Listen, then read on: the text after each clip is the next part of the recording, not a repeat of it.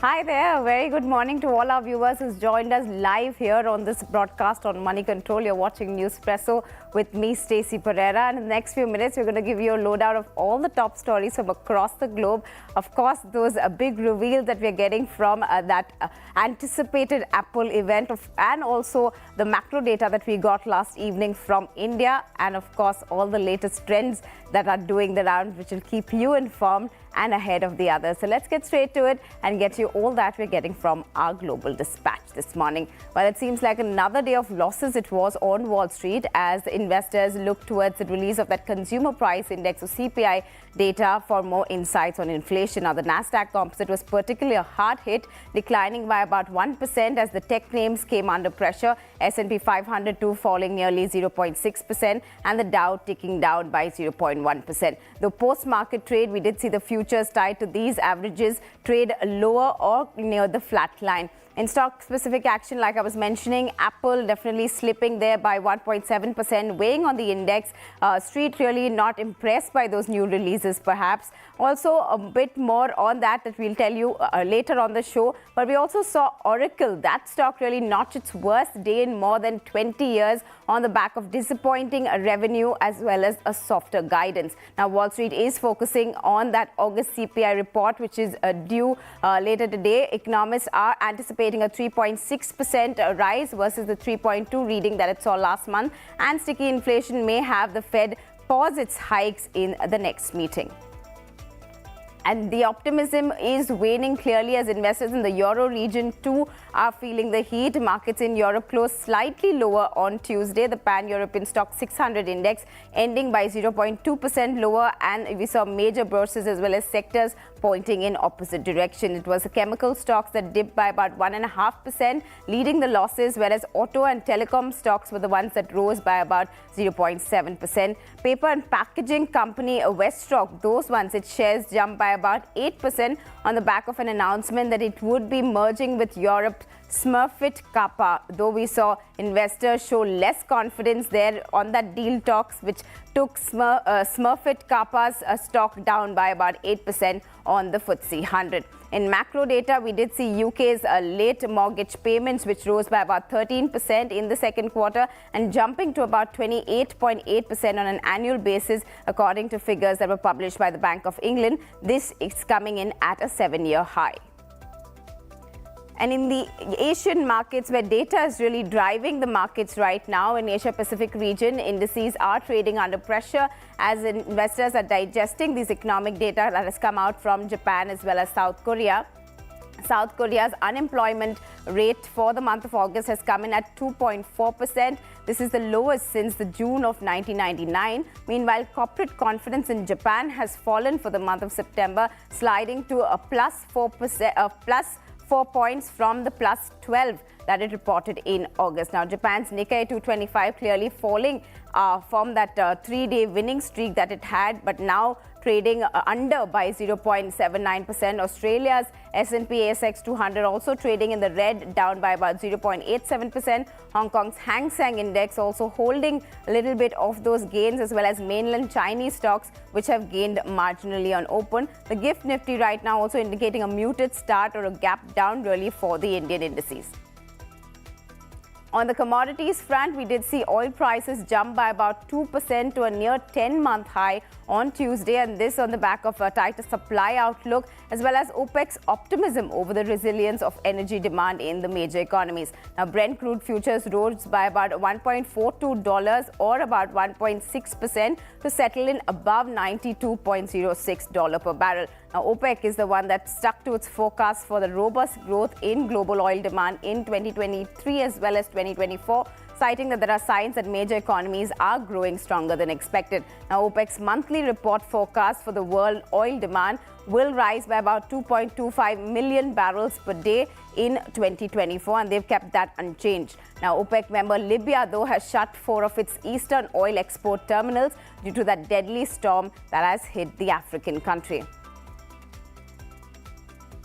And let's dive a little more into detail about that deadly storm that I was talking about. Yes, Libya's eastern city of Dern has been hit with floods, and around 10,000 people or so are thought to be missing following that major flood that hit Libya. This according to the official sources. Now, the International Federation of the Red Cross as well as the Red Crescent Societies are saying that about a quarter of Libya's eastern city of Dern has been wiped out due to the floods after 2 dams have burst open due to this hard-hitting storm. More than 1,000 bodies were found and recovered after this. Now, the aviation minister also has weighed in and said that over 25% of the city has disappeared due to these floods, and many buildings across the country are being collapsed and ravaged. Now, the storm has hit the country somewhere around Sunday is when it happened, and after which the dam collapse also led to this mighty devastation. Due to the persistent political tension as well, Libya is seeing very little resources that are reaching out for rescue and help operations. And after days after scaling that new peak here on the Lal Steel, that bulls are clearly digesting all of those gains that we saw. And yesterday, we saw the Sensex and the Nifty just end marginally in the red. But the mid caps are the ones where we saw that sharp cut, both that sell-off really taking almost 90% of the mid cap and small cap stocks were declining in trade. Yesterday, the fall in the mid cap index is the biggest single day drop it has seen in 2023 so far. Even the small cap index reported about 4% fall, the worst decline for the year. But if you look at the brighter side, we did see select large cap IT stocks gain amidst that sell-off. TCS was the one that hit its 52-week high. BHEL was the other top mid-cap loser, which was down by about 10% after it saw a flurry of block deals take place. In fact, if you look at the BSE companies, those erased a market cap of nearly 6 lakh crore rupees on Tuesday. But among the stocks that you need to be keeping on your radar today, well, Wipro Holdings, the UK subsidiary, also transferred its 100% shareholding in Wipro 4CNV to Wipro IT Services UK, and this effective of September 12th. So we are going to see some action there. IRCTC is another one that could be on your radar after it has signed an MOU worth 31 crore rupees with NBCC Services. Also, KEC International has won a huge order worth about 1,000 odd crores across its various businesses. So that could be one that is a buzz. And also, let me tell you, from the primary markets, we are going to see RR Cables, that IPO open for subscription today, as well as 3 listings that we are going to see in the NSE SME segment. And to that big economic indicator last evening, and of course, it was the August CPI print that came in, and India's retail inflation has eased to 6.83% for the month of August. This from that 15-month high it had seen of 7.44% in the month of July. Now, this is mainly due to the slide in prices of food items, especially vegetables, according to the data released by the National Statistics Office. But prices still remain above RBI's tolerance band. Remember, food inflation is the one that has cooled off quite a bit, coming in single digits at 9.94%. And in separate data, we also saw India's industrial output accelerate to about 5.7%, which was much above expectation. This was mainly due to strong performance in manufacturing, mining, as well as electricity sectors. Manufacturing, in fact, grew by 4.6%, whereas mining and electricity output grew by 10.7% and 8% respectively.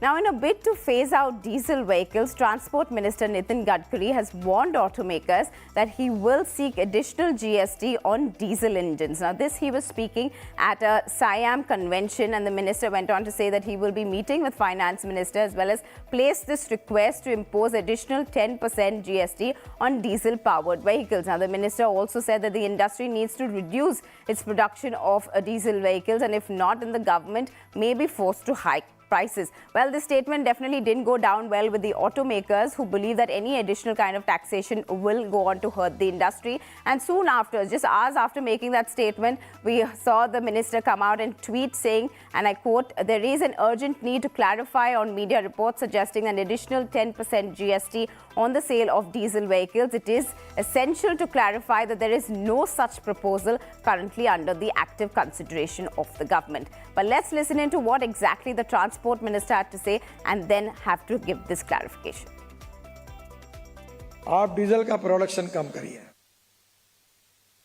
और इसलिए मैं नहीं तो कम नहीं होगा तो tax बढ़ाना पड़ेगा। तो मैं आपसे अनुरोध करूंगा कि ये एक अच्छा साइन है। डीजल बहुत ही हजार्डस फ्यूल है, हम बहुत बड़े प्रमाण पे इंपोर्ट भी करते हैं, तो डीजल को बाय कैसा भी करके आप बाय बाय करिए।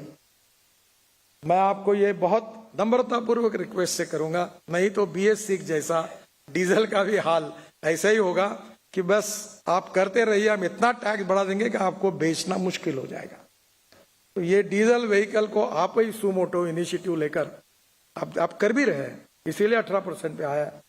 तो धीरे धीरे ये हमारे लिए बहुत अच्छा प्रोग्राम होगा। Well, Nitin Gadkari, they're kind of taking that passive-aggressive stance, we could say, but of course trying to give that green push also towards vehicles. Let's also tell you that much-anticipated launch of the year. Yes, I'm talking about that Apple event, which took place late last night here in India, where the new iPhone 15 series as well as the Apple Watch were also announced. Now, let me start off first with what's got everyone excited. Of course, it's the iPhone 15 series, the much-anticipated, the first iPhone with an aerospace-grade titanium design. Now, this is what it is really boasting about. It also has an A17 Pro, a game-changing chip, as well as a customizable action button. Now, the most powerful iPhone camera system as well as a USB-C type, which will be on these new iPhones, along with a USB 3 for super fast transfer speed. Now, in India, you can avail these iPhones at these various prices. The iPhone 15 will come at about 79,900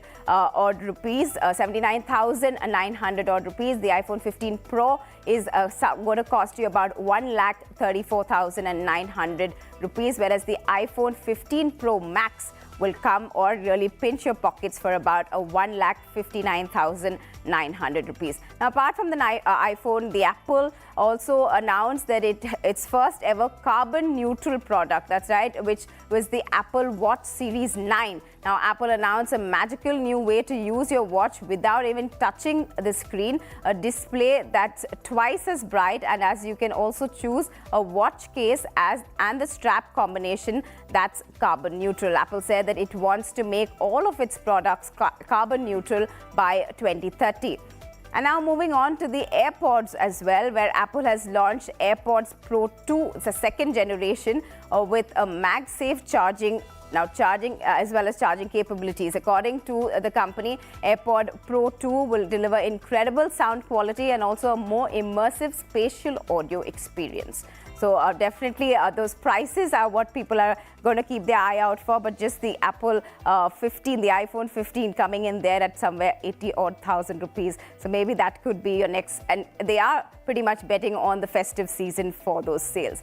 Now, also, let me take away the comment section. Tell us in the comment section, in fact, whether you would be willing to pay that much for these Apple products. They are much anticipated, so we'd really like to know whether it could make a difference, and that is something that you would be looking forward to. And also, which of these products would you be willing to pay that much for? Well, now when we say, let's paint the town red, well, that reference is quite befitting for what I'm about to show you next. Now, that's right. On your screens, you're going to see a river of wine. Yeah, a stream of red wine worth nearly 300 million bottles flowed to the streets of Anadia, which is a small town in Portugal, after a local distillery's tank burst apart. Now, the video went viral yesterday, and many people across social media reacting to this video. Soon after the accident, the local authorities also declared it an environmental alert, and it had to rush to divert the flow so that it doesn't pollute the local river. Even firefighters were put in place so that they were able to divert this huge flow of wine flowing through the streets before it could reach the local river. Now, if you're a Mumbaiker, then here's perhaps some sad news for you. Mumbai will bid adieu to its red iconic double-decker buses soon, and these double-decker buses, which have been a part of the city's legacy for more than 8 decades now, the Brinnham Mumbai Electric Supply and Transport, that is BST, that runs these buses, is planning to phase out the remaining 19 buses that it has in its fleet of these double-decker buses. Additionally, the open double-decker bus, which is popular among tourists for leisure rides to that gateway of India across that Marine Drive, that one will also gradually be withdrawn by October 5th. However, there are reports that suggest that BSD is intending to introduce electric air-conditioned double-decker buses instead, which will ply through these tourist routes, and they may add about 18 of such buses to its fleet soon. And let me get you up to speed with all you need to be looking out for today. Let me tell you that in the political sphere, there's a lot going to happen because BJP's Central Election Committee, or the CEC, will be meeting today at 5 p.m. and this in the presence of the Prime Minister as well as the other CEC members to be deciding on various aspects of the upcoming election, of course. They are expected to review the ongoing poll preparations for also the state elections that are coming up and also formulate a party strategy, including selection of candidates. So that's going to be an important one from the BJP side. But you're also seeing a first meeting of the 14-member coordination committee of the India Alliance, or INDIA Alliance, which will take part in Delhi at 4 p.m. This in Sharad Pawar's residence in Delhi. So both these parties gearing up for the 2024 election, and we're going to see a lot more transpire in the political space. But also let's move across and see globally what you could be looking out for. Well, there is the US inflation data that is going to be released later today. The US CPI, or Consumer Price Index as we know it, for the month of August is due to come later this evening, and that will clearly give an indication as to whether the Fed will want to take a pause in its next rate hike in order to handle inflation first. So that number really crucial to see how even markets react going ahead.